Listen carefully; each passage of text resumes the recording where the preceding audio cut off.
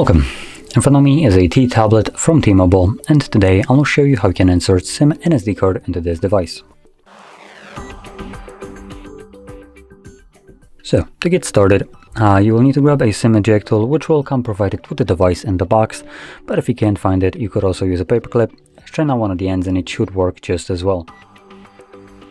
Now, once you have either one of those, you can then pop out a tray, which is located on the if we hold it in a landscape mode at the bottom of the device, so right over here, so you can see it. Now you want to push the pin in, and the tray will pop out enough for you to be able to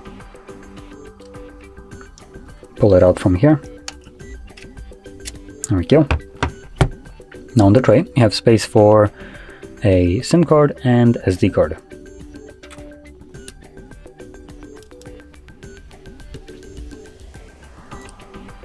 When you place these cards on a tray, be careful, there's nothing holding them in place apart from gravity.